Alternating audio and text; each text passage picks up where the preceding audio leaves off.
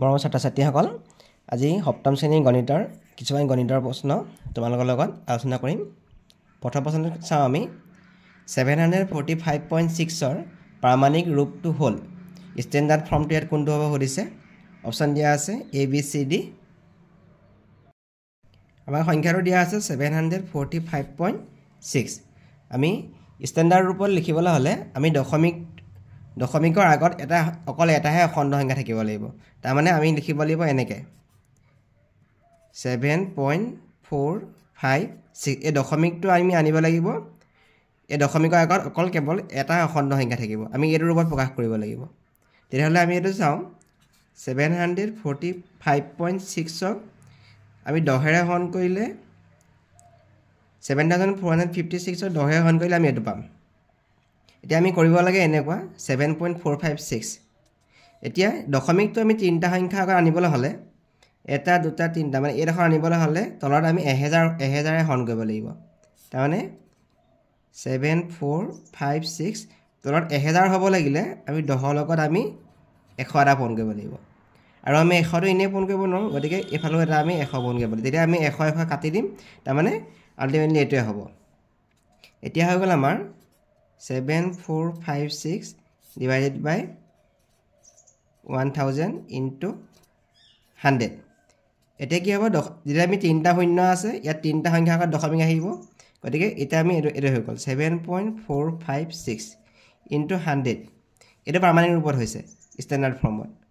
এতিয়া 7.456 100 মানে হ'ল 10 স্কোৱাৰ, গতিকে আমাৰ শুদ্ধ অপশ্যনটো অপশ্যন এইটো 7.456 ইনটু 10 স্কোৱাৰ। গতিকে ইয়াত শুদ্ধ অপশ্যনটো হ'ব 7.456 ইনটু 10 স্কোৱাৰ। ইয়াত চি নম্বৰটো আমাৰ শুদ্ধ উত্তৰ হ'ব। 2 নম্বৰ প্ৰশ্ন, ঘনক এটাৰ মাত্ৰা কিমান? আমি জানো যে ঘনকটো হ'ল এটা ত্ৰিমাত্ৰিক আকৃতিৰ, কিউবটো হ'ল ত্ৰিমাত্ৰিক আকৃতি, ইয়াৰ দিশ প্ৰস্থ উচ্চতা আছে। এইটো হ'ল ত্ৰিমাত্ৰিক আকৃতি 3D শেপৰ হয়, ইয়াৰ দিশ প্ৰস্থ আৰু উচ্চতা আছে। গতিকে ইয়াৰ মাত্ৰা কিমান হ'ব? মাত্ৰা বুলি ক'লে আমি ক'ম 3। ঘনক এটাৰ মাত্ৰা হ'ব 3। 3 নম্বৰ প্ৰশ্ন, যদি থিতাটোৰ পৰা m = 81 হয় তেন্তে m ৰ মান হ'ব। অপশ্যন ইয়াত দিয়া আছে। থিতাটোৰ পৰা m = 81, আমি লিখি ল'ম। থিতাটোৰ পৰা m = 81। আমি এতিয়া 81টো আমি 3ক আমি হৰণ কৰিম। 3 2 6 6 27, 21 থাকিলে 3 7 21, আকৌ 3 কওঁ 3 9 27, আকৌ কি কওঁ 3 3 9। তাৰমানে 81 মানে হৈ গ'ল 3 পূৰণ 3 পূৰণ 3 পূৰণ 3।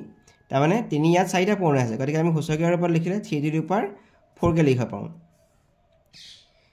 ইয়াত 3^m = 81 ঠাইত আমি লিখি দিম 3^4। 3^4 লিখি দিলোঁ। এতিয়া চাওঁ আমি তলত বেছকেইটা একে হৈ গ'ল, গতিকে আমি সূচককেইটা সমান বুলি লিখিব পাৰোঁ m = 4। গতিকে আমাৰ শুদ্ধ অপশ্যনটো হ'ব অপশ্যন বি, m = 4। 4 নম্বৰ প্ৰশ্ন, তলৰ কোনটো শুদ্ধ? অপশ্যন দিয়া আছে এ বি চি ডি। আমি যদি চাওঁ 2 কিউব মানে হ'ল 2 আমি 3টা পূৰণ কৰিলে হ'ব 8। আকৌ 3 স্কোৱাৰ মানে হ'ব 3 2টা পূৰণ, তাৰমানে হৈ গ'ল 9। ইয়াত দিয়া আছে 8টো 9তকৈ ডাঙৰ বুলি কৈছে। এইটো আমাৰ শুদ্ধ নহয়, 8টো 9তকৈ সৰু। 8টো 9তকৈ সৰু হ'ব লাগে। তাৰমানে 2 কিউব মানে হৈ গ'ল আমি পালোঁ 8 আৰু 3 স্কোৱাৰ মানে হ'ল 9, গতিকে এইটো আমাৰ অশুদ্ধ। 5^0, আমি জানো যে a^0 মানে হৈ গ'ল 1। ইয়াত দিয়া আছে 5^0, 5^0 মানে হৈ যাব 1 হ'ব 1^4। এক যদি আমি 4টা পূৰণ কৰোঁ একেই হ'ব। আকৌ যদি চাওঁ 5^4,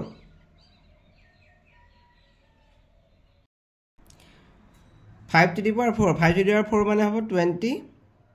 5 × 25 = 625 হ'ব। 5^4 মানে হ'ব 625। যদি 625^0 হয় তেতিয়া ইয়াৰ আনচাৰটো আমাৰ 1 হ'ব, গতিকে এইটো আমাৰ শুদ্ধ।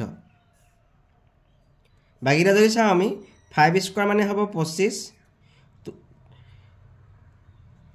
2 to the power 5 মানে হ'ব 32 হ'ব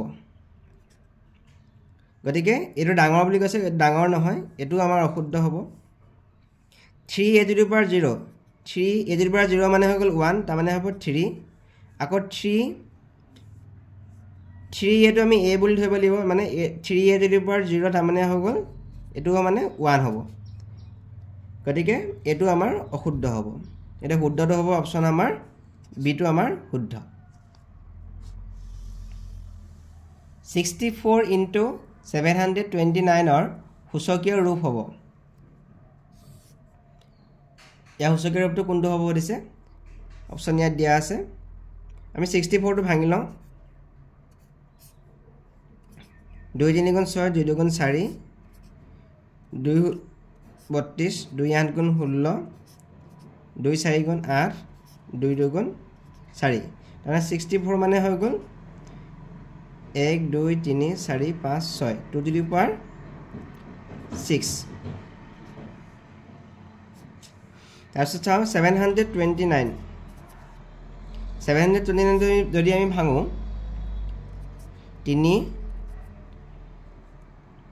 3 গুণ 9 আকৌ 3 3 8 গুণ 24 3 গুণ 3 3 27 3 9 গুণ 27 3 3 গুণ 9 তাৰমানে 729 মানে আমি পালো 3 to the power 1 2 3 4 5 6 3 to the power 6 মানে হৈ গল আমি 729 পালো এতিয়া আমি কৰিম 64 into 729 আমি 64 মানে পাইছিলো 2 to the power 6 আৰু 729 পাইছিলো আমি 3 to the power 6 আমি সূচকৰ বিধি মতে যদি আমাৰ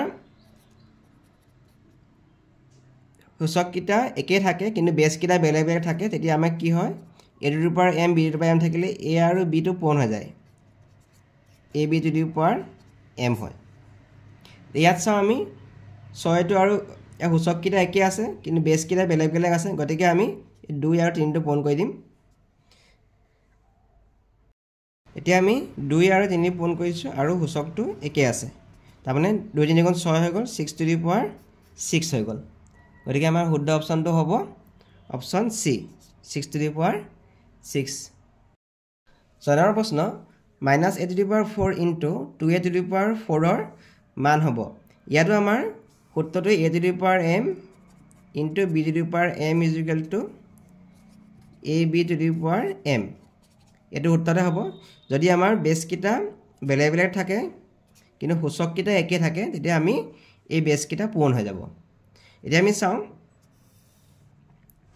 ইয়াত 4 আৰু 4 সূচক কিটা একে আছে গতিকে আমাৰ বেস কিটা -a into 2a to the power 4 হ'ব আমি যদি -a আৰু 2a পূৰণ কৰোঁ তেতিয়া হ'ব -2a স্কয়াৰ হ'ব to the power 4 এতিয়া আমি যদি চাও যদি আমি ভাঙি দিও ভাঙি দিলে হ'ব -2 to the power 4 into a square to the power 4 যদি আমি -2 চাৰিটা পূৰণ কৰোঁ -2 চাৰিটা পূৰণ কৰিলে আনসাৰটো ইয়াত ওলাব 2 2 গুণ 4 4 2 গুণ 8 2 গুণ 16 কিন্তু ইয়াৰ যুগ্ম সংখ্যক পূৰণ আছে গতিকে ইয়াত হৈ যাব 16 a স্কয়াৰ আৰু ইয়াত 4 to the power 4 আছে এতিয়া 2 আৰু 4 টো পূৰণ হৈ যাব 2 আৰু 4 টো পূৰণ কৰিলে 2 4 গুণ হৈ গল 8 তাৰ মানে 16 a to the power 8 গতে শুদ্ধটো অপচন আমাৰ হ'ব a 16 a to the power 8 7 number প্ৰশ্ন 7 to the power m is equal to 2401 হলে m ৰ মান হ'ব ইয়াত অপচন দিয়া আছে কোনটো হ'ব আমি যদি লিখো এতিয়া 2401 এটো আমি হাতেৰে হৰণ কৰি যাম 7 3 গুণ 21 3 থাকিলে 30 হৈ গল 7 4 গুণ 28 2 থাকিলে 21 হৈ গল 7 3 গুণ 21 আকৌ যদি আমি হাতেৰে হৰণ কৰো 7 4 গুণ 28 6 থাকিলে 7 9 গুণ 63 আকৌ 7 7 গুণ 49 তাৰ মানে 2401 মানে হৈ গল 7 to the power 4 7 4টা পূৰণ হ'ব ইয়াত লিখা আছে আমাৰ 7 to the power m is equal to আমি 2401 ঠাইত আমি লিখি দিম এতিয়া 7 to the power 4 লিখি দিম এতিয়া কি হ'ব দুইটা যেতিয়া হাত বেস কেইটা সমান হৈ গ'ল m ৰ মানটো হৈ গ'ল কিমান 4 গতিকে আমাৰ শুদ্ধ অপচনটো হ'ব অপচন ইয়াত বি 8 নম্বৰ প্ৰশ্ন -5 to the power 4 ৰ মান হ'ব এত কোনটো হ'ব দিছে আমি ইয়াত চাওঁ -5 to the power 4 মানে হৈ গ'ল -5 আমাৰ 4টা পূৰণ হ'ব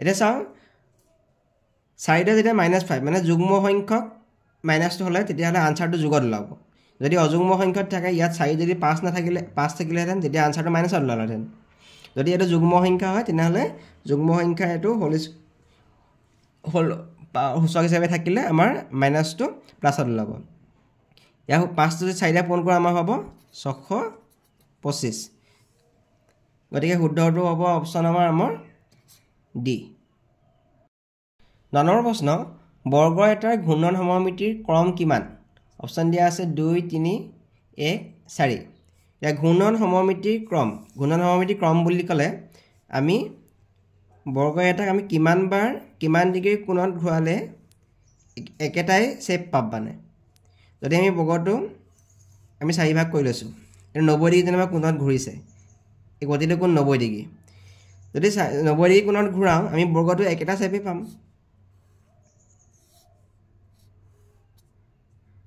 একেটা শেপে পাম আকৌ যদি বৰ্গটো ইয়াৰ পৰা এটো আকাৰ ঘূৰে যদি আকৌ ইয়াত আকে ঘূৰে তেনেহলে আকৌ বৰ্গটো একেটা শেপে পাম মানে 90 ডিগ্ৰী কোণ ঘূৰালো বৰ্গটো একেটা আকৃতিৰে পাম আকৌ যদি এতিয়া কিমান ঘূৰিলে 180 ডিগ্ৰী কোণ ঘূৰিলো বৰ্গটো একেটা আকৃতিৰে পাম আকৌ যদি 90 ডিগ্ৰী ঘূৰে আকৌ 90 ডিগ্ৰী ঘূৰিলো বৰ্গটো আমি একেটা আকৃতিৰে পাম আকৌ যদি সম্পূৰ্ণ এপাক ঘূৰে তেতিয়া বৰ্গটো একেটা আকৃতিৰে পাম তাৰ মানে এটো 90 ডিগ্ৰী কোণ ঘূৰিছে এটো 180 ডিগ্ৰী কোণ ঘূৰিছে এটো হৈ গ'ল 270 ডিগ্ৰী কোণ ঘূৰিছে আৰু এটো 360 ডিগ্ৰী কোণ ঘূৰিছে গোটেইকেইটা কোণ ঘূৰিলেও বৰ্গটো একেটা আমি আকৃতিৰে পাইছো তাৰ মানে যিমান বাৰ আমি একেটা আকৃতিৰে পাম হেতু হ'ল ঘূৰ্ণন সমমিতি ক্ৰম গতিকে আমি 4 বাৰ একেটা আকৃতি পাম গতিকে ইয়া শুদ্ধ অপচনটো হ'ব অপচন ডি বৰ্গ এটাৰ ঘূৰ্ণন সমমিতি ক্ৰম কিমান 4 তাৰপিছত সুধিছে এটা পিৰামিডৰ তলৰ সংখ্যা হ'ল অপচন দিয়া আছে 3 5 1 4 পিৰামিড এটাত 5খন তল থাকে আৰু 5টা শীৰ্ষবিন্দু থাকে গতিকে তলৰ সংখ্যা হ'ব 5 বি নম্বৰটো ইয়াৰ শুদ্ধ হয় 11 নম্বৰ প্ৰশ্ন কাখৰ ছবিটো ওপৰৰ পৰা চালে কেনে দেখিব এই এটা ত্ৰিমাত্ৰিক আকৃতি দেখা আছে ইয়া ওপৰৰ পৰা চালে অকল আমি এটো পিচি দেখিম আৰু এই পিচিটো আমাক কেনেকুৱা দিয়া আছে এটো গতিকে বি নম্বৰটো আমাৰ শুদ্ধ যদি কাখৰ পৰা চাও আমি হয় এটো দেখিম নহলে এটো দেখিম